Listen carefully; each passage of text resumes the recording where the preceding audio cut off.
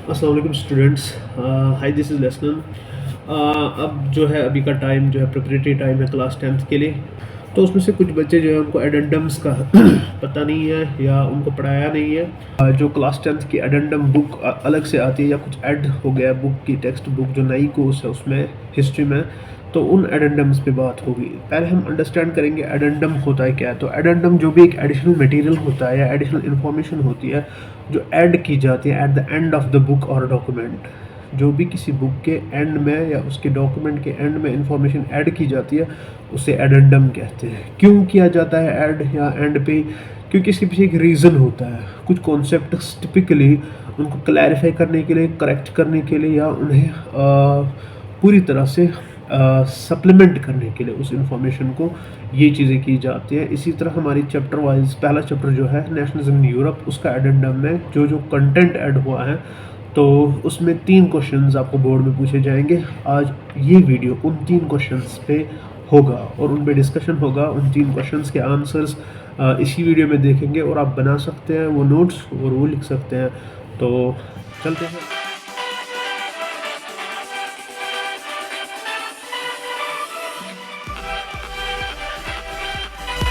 Question number one. Write in brief the impact of Indian revolutionary movement in J&K. ये question यहाँ पे impact of Indian revolutionary बोल रहा है। India का जो रिवोल्यूशनरी मूवमेंट जब स्टार्ट हुआ था उस पे इन J&K की जो यहाँ के पॉलिटिकल नेचर और सोशल स्ट्रक्चर जो है, क्या यहाँ के लोगों को कुछ इफेक्ट पड़ा, अगर पड़ा तो कैसे पड़ा।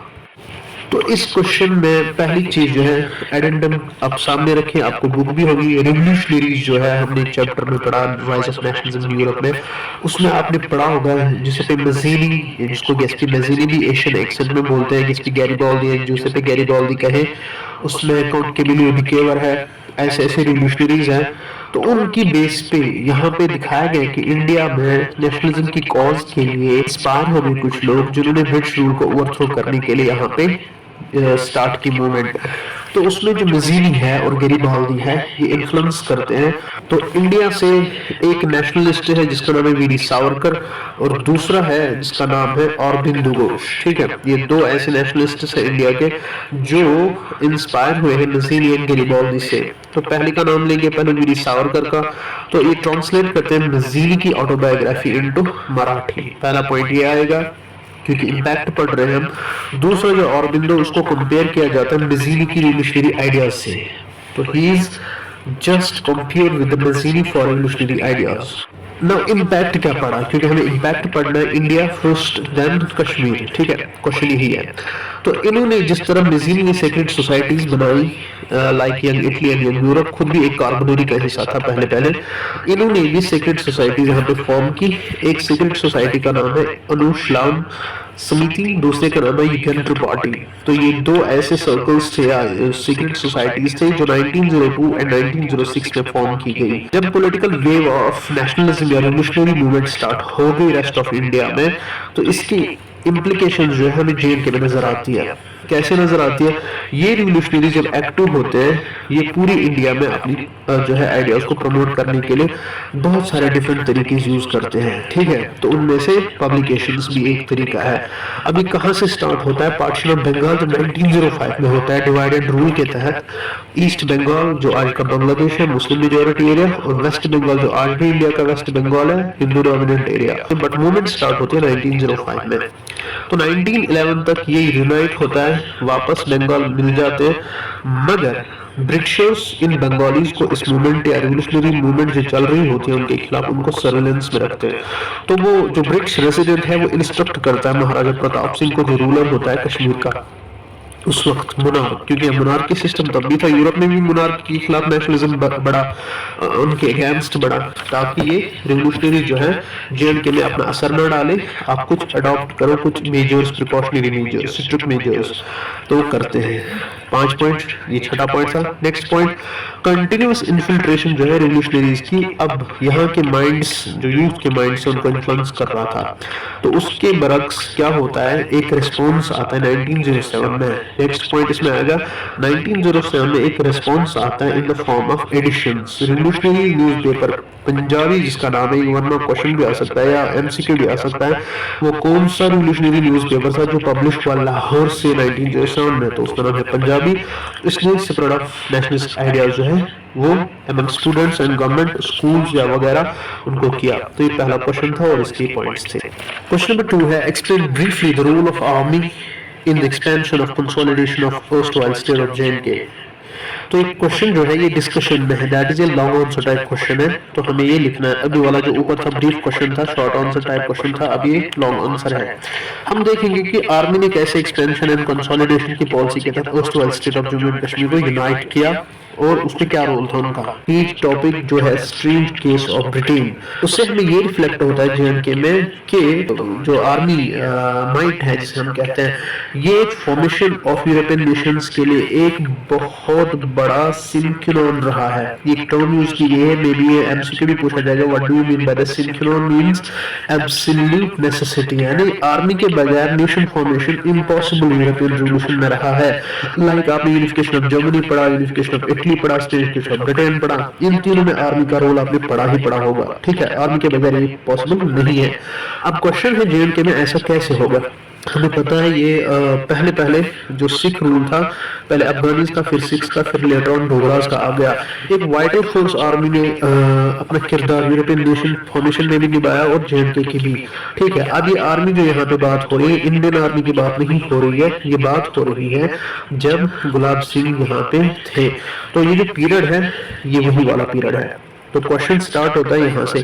पहला पॉइंट आप यही लिखेंगे कि आर्मी के बगैर नेशन फॉर्मेशन यूरोपियन रिवॉल्यूशन में भी पॉसिबल नहीं थी, एक नेसेसिटी है, एब्सोल्यूट नेसेसिटी है। तो स्टेट ऑफ जे-एंड-के में वजूद जब देखते हैं हम, इमर्जेंस और जे-एंड-के स्टेट वो कहाँ से होता है, तो मार्च 16, 1846 में एक ट्रीटी साइन होती है जिसे ट्रीटी ऑफ अमृतसर कहते हैं। तो उसके तहत स्टेट ऑफ जे-एंड-के वजूद में आती है, फॉर्मेशन होती है उसकी। ये पॉसिबल नहीं था without the combination of diplomacy, ये डिप्लोमेसी के बगैर पॉसिबल भी नहीं था। और जो वैलर है यानी जद्दोजहद है, ये जो ताकत है, शुजाअत है, executed by the Dogra force, यानी इसमें आर्मी का भी रोल है। तो डोगरा फोर्सेस किसके अंडर थे? गुलाब सिंह के अंडर थे। ये एक उसके बाद उसके सक्सेसर्स के अंडर थे, महाराजा रणबीर सिंह, तो वो भी आया, उसने भी एक्सपेंशन किया। सेम जिस तरह European military generals and commanders ने एक पॉलिसी निभाई थी, मोनार्क्स ने निभाई थी कि एक्सपेंशन, टेरिटोरियल एक्सपेंशन करना जरूरी है रेगुलर मिलिट्री कैंपेन्स के तहत। सेम इन्होंने कश्मीर के अंदर भी किया। तो आफ्टर एज्यूमिंग द चार्ज, ये नेक्स्ट पॉइंट आएगा इसमें, राजा ऑफ जम्मू एंड कश्मीर, जम्मू जो है 1820 में जो गुलाब सिंह होता है, ये पहले जम्मू का राजा होता है, ये स्टार्ट करता है अपनी कैंपेन एक्सपेंशन एंड कंसोलिडेशन 1820-1827 के बीच में। ये बहुत सारे चिफ्टेंस को, ये बहुत सारे प्रिंसिपैलिटीज को अपने कब्जे में लेता है, जिसमें वैली ऑफ कश्मीर भी आती है। इफेक्टिव कंट्रोल में इसने ले लिया उनको डिफरेंट कैंपेन्स के तहत। तो बहुत बड़ा किरदार जो निभाता है इसका आर्मी चीफ जो जनरल होता है जोरावर सिंह, ये कॉन्क्वेस्ट ऑफ लद्दाख करता है 1834 में। तो हमारे पास आता है 1820 से 27 तक कश्मीर की कंसोलिडेशन जम्मू के साथ। तो उसके बाद आता है लद्दाख भी अपने कब्जे में लिया जनरल जोरावर सिंह के अंडर, वो है 1834 में। Followed by the next annexation, फिर से इन्होंने पॉलिसी ऑफ एनेक्सेशन स्टार्ट की, तो बल्तिस्तान भी कब्जे में लाता है कौन? डोगरा राजा। फिर तिब्बत 1841 में हमारे अंडर आता है। तो ये जियोग्राफिकल बाउंड्रीज जो है ये एक्सटेंड हो जाती है फ्रॉम जम्मू, कश्मीर, लद्दाख, बल्तिस्तान, गिलगित। अब रहता है स्कॉर्दो वाला हिस्सा या हुंजा वाला हिस्सा। तो क्या होता है, महाराजा गुलाब सिंह जो है फाउंडेशन करता है एक स्टेबल एडमिनिस्ट्रेशन की, तो साथ साथ वो भी चलानी है, तो वो उसके बगैर नहीं चलेगा। तो उसके बाद नेक्स्ट जो है सब्जुगेशन होती है या कब्जा होता है टुवर्ड्स द गिलगित। तो ये गिलगित प्रोविंस, क्योंकि मैं साथ साथ दिखा भी रहा हूँ, ये गिलगित प्रोविंस जब सब्जुगेट होती है उसके साथ साथ कुछ ट्राइबल राजाज ऑफ यासीन एक एरिया है, पोनियाल है, हुंजा है जो अफगानिस्तान के करीब है, नागर एंड चित्राल है, इन सब एरियाज के ऊपर अपनी कैंपेन चलाता है एक्सपेंशन की और सब्जुगेट करता है, इन सारे एरियाज को अपने कब्जे में लेता है। तो रणबीर सिंह जो है ये इसके दौर में है। इससे क्या होता है, एक ऑर्गेनाइज सीरीज ऑफ मिलिट्री जो कैंपेन्स हैं उसने इन एरियाज को यूनाइट किया, एक United Jammu and Kashmir state जो है वो वजूद में आती है। दीज मिलिट्री कैंपेन जो है ये चलती है, रिमेन सक्सेसफुल रहती है, और ये कोई भी अनसक्सेसफुल नहीं रहती है, ये सक्सेसफुल रहते हैं, जिसमें स्ट्रैटेजिक एरियाज जो north west frontiers under the Dogra control आते हैं। दैट मीन जो हमारा नॉर्थ वेस्ट फ्रंटियर है, जो पाकिस्तान और अफगानिस्तान की तरफ जो है उस दिशा में लोकेट करता है, ये सारा एरिया डोगरास अपने कब्जे में लेते हैं। तो इस तरीके से फॉर्मेशन ऑफ जे के स्टेट पूरी होती है। अब स्ट्रैटेजी जो है डोगरा महाराजा अनडाउटली ये एक पार्ट करती है इसमें play, but process of state formation जो है वो यहाँ पे अंडर एस्टिमेट नहीं की जा सकती है। क्यों नहीं की जा सकती है? क्योंकि एफर्ट्स तो लगी है, मिलिट्री कैंपेन्स तो लगे हैं, इसमें बहुत सारा, क्योंकि लॉस ऑफ लाइव्स भी होता है, वेपन्स भी चाहिए, फोर्सेस भी चाहिए, स्ट्रॉन्ग आर्मी चाहिए, ठीक है, बट एबल कमांडर्स के साथ साथ एबल एडमिनिस्ट्रेटर भी चाहिए। तो डोगरा कमांडर्स जो है वो अपनी ट्रूप्स तो उस 19th सेंचुरी में हर जगह जहाँ लेते थे वो एरिया कब्जे में लाते ही लाते थे। तो ये एक इंस्ट्रूमेंटल एक्सपेंशन था। तो कंसोलिडेशन जो होती है वो अर्स्टवाइल स्टेट ऑफ जे यहाँ पे फिर पूरी हो जाती है। तो उसके बाद कोई कैंपेन नहीं होती है। तो यहाँ तक कि कश्मीर जो है, जो नक्शा जो है आपके सामने, ये फिर कंप्लीट हो जाता है। अब इसमें दो इंपॉर्टेंट चीजें हैं। एक तो है जो बॉक्सेस में लिखा है ट्रीटी ऑफ अमृतसर, जो कंक्लूड हुई है महाराजा गुलाब सिंह और रिप्रेजेंटेटिव्स ऑफ हार्डिंग, जो governor viceroy and governor general होता है इंडिया का, मार्च 1846 में। तो that is treaty of Amritsar जो होती है, ये भी क्वेश्चन आ सकता है, वो किस किस के बीच में होती है, कंसोलिडेट होती है, कंक्लूड होती है? वो होती है गुलाब सिंह और रिप्रेजेंटेटिव्स ऑफ हार्डिंग, जो वाइसरॉय एंड गवर्नर जनरल होता है इंडिया का, कब? 16 मार्च 1846 को। नेक्स्ट, जोरावर सिंह जो है, जिसका पूरा नाम होता है जोरावर सिंह कहलूरिया, तो ये डोगरा जनरल होता है, बट ये 1786 में पैदा होता है कहलूर एरिया, जो बिलासपुर स्टेट ऑफ हिमाचल प्रदेश के अंदर है, वहां पे। तो इसने गिफ्ट किया है कंसिडरेबल पॉलिटिकल एबिलिटी टू डोगरास, क्योंकि इसकी एक्सपेडिशंस में ये सारे एरियाज कब्जे में आए। तो फॉर्मेशन ऑफ जे स्टेट के अंदर इसका भी अपना एक रोल है। तो जो इंडियन हिस्ट्री में और उसकी हिस्ट्री के पन्नों में वो चीज मेंशन की गई है। नेक्स्ट क्वेश्चन, इसमें लास्ट क्वेश्चन आता है, write a detailed note on the conditions of the peasants and labourers in Jammu and Kashmir during the first half of 19th century. अगर हम देखेंगे नेशनलिज्म यूरोप में, क्योंकि हम एडेंडम ही पढ़ रहे हैं, वहाँ पे नेशनलिज्म यूरोप ही चैप्टर है, वहाँ पे हमने देखा फ्रेंच सोसाइटी से जो है या फ्रेंच रिवॉल्यूशन से जो है वो इंस्पायर होता है फ्रेंच रिवॉल्यूशन के जरिए यूरोपियन रिवॉल्यूशन या नेशनलिज्म। क्यों? क्योंकि मेटरनिक ने कहा था if France sneezes entire Europe catches cold. तो उसमें जो है जब हम पीजेंट्स की वहां बात करते हैं, लेबरर्स और वर्कर्स की बात करते हैं, उनकी कंडीशंस बहुत डिप्लोरेबल होती है। जे के अंदर भी यही होता है। तो दैट मींस यूरोपियन सोसाइटी के अंदर भी पीजेंट्स की कंडीशन बहुत खराब थी, हद से ज्यादा, क्योंकि उन्हीं में से फिर मिडिल क्लास निकला और रिवॉल्यूशन हो गया। सेम कश्मीर के अंदर भी क्या कंडीशन थी पीजेंट्स एंड लेबरर्स की उस first half of 19th century में। तो ये हमारा दूसरा क्वेश्चन है, चलिए डिस्कस करते हैं इसके पॉइंट्स। तो आंसर वही होगा हमारा।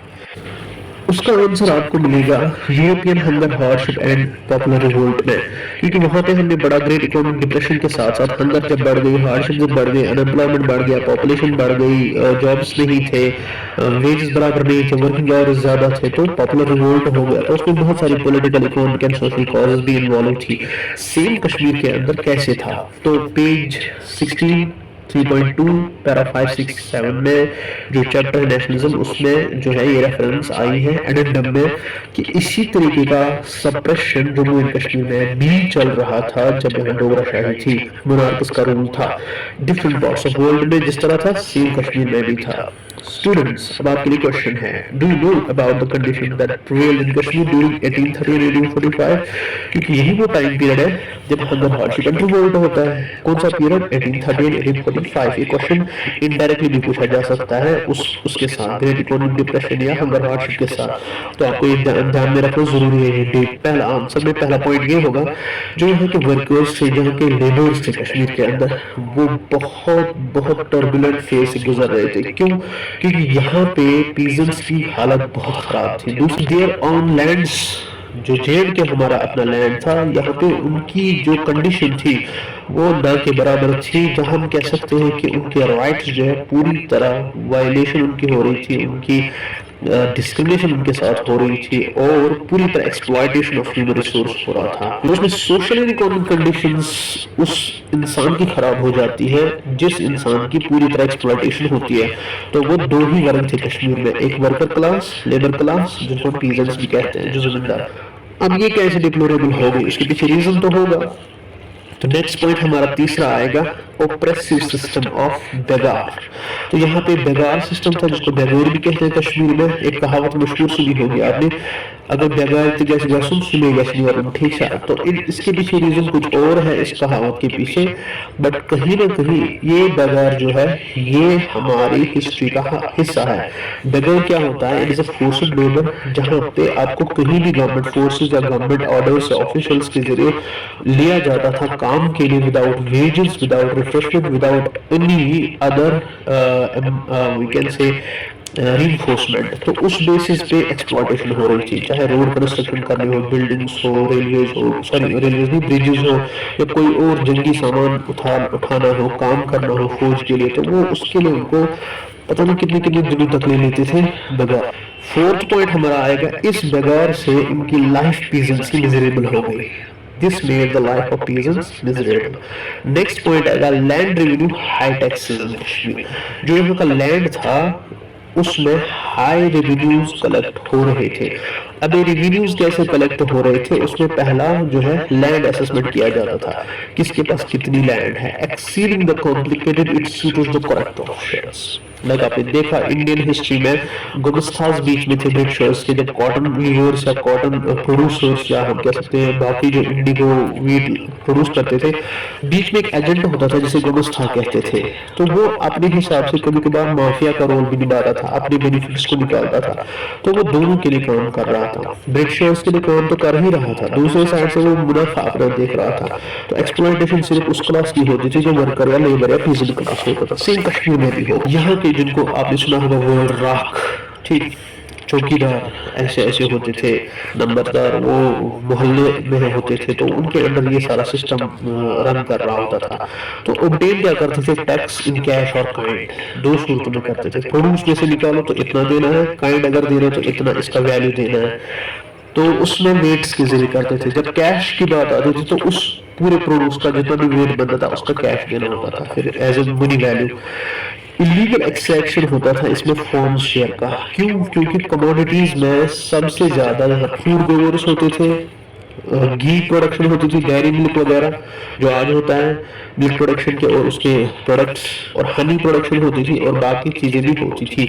तो उनमें एक्सप्लॉयटेशन होती थी इन सारे बेचारे लोगों की जब कलेक्शन ऑफ रेवेन्यू की बात आती थी।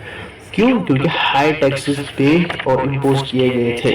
अब इसमें एक और कैटेगरी आती है, वो एग्रीकल्चर सेक्टर से, वो शाली सिस्टम है। शाली सिस्टम आपको पता है, शाली कहते हैं पैडी को, यानी राइस कल्टीवेशन को। तो यहाँ पे आज भी अगर हम देखेंगे जो यहाँ पे डिपार्टमेंट है जो राशन का, उसको आज भी शाली स्टोर कहते हैं। क्यों? क्योंकि एक्चुअली शाली लफ्ज जो है ये इसके साथ वाबस्ता है, राइस डिस्ट्रीब्यूशन सिस्टम के साथ। ये उस वक्त भी अनऑर्गेनाइज्ड था, इसमें भी मोनोपोली थी मनी लैंडर्स की।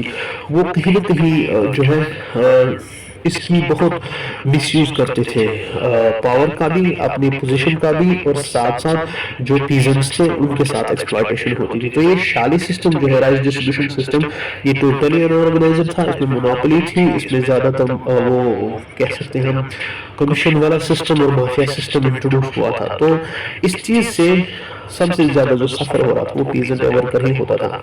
Now next point and last point है प्रोक्योरमेंट ऑफ ग्रेन्स। अब जब बात आती है कि प्रोक्योरमेंट की, प्रोक्योरमेंट होता है द प्रोसेस ऑफ ऑब्टेनिंग और प्रोसेस ऑफ प्रोड्यूसिंग समथिंग। तो ये जब बात आती थी वहां पे स्टेट अथॉरिटीज जो है तब तक उनको घर वो प्रोड्यूस नहीं लेने देते थे जब तक न वो अपना शेयर उनसे कलेक्ट करते थे। तो इससे डिस्ट्रीब्यूशन ऑफ फिक्स्ड प्राइस, या हम कह सकते हैं जो प्रोड्यूस था वो पहले कलेक्ट होता था, चाहे वो सड़ भी ज्यादा खेतों में, मगर वो घर नहीं छोड़ते थे उनको। अब एक बंदा आता है, रोल ऑफ चार्ल्स बैरन हॉमर।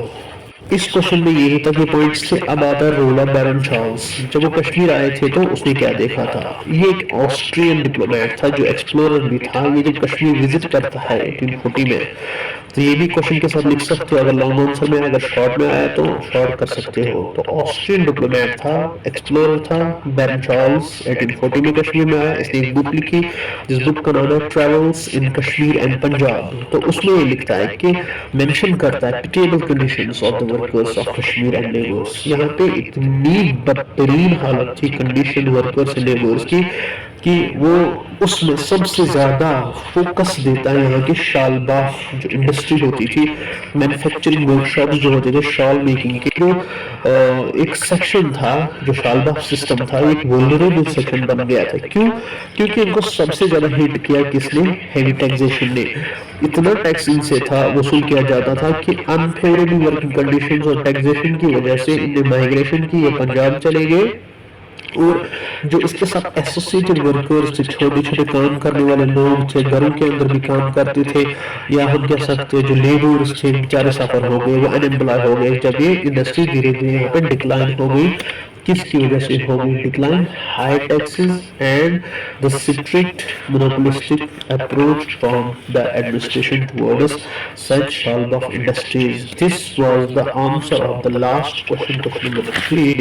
ये वीडियो यहीं तक था। अगर आपको वीडियो अच्छा लगा, इन्फॉर्मेशन अच्छी लगी, आंसर जो है वो आपको सामने ही स्क्रीन पर। Stay tuned and do subscribe. अस्सलाम।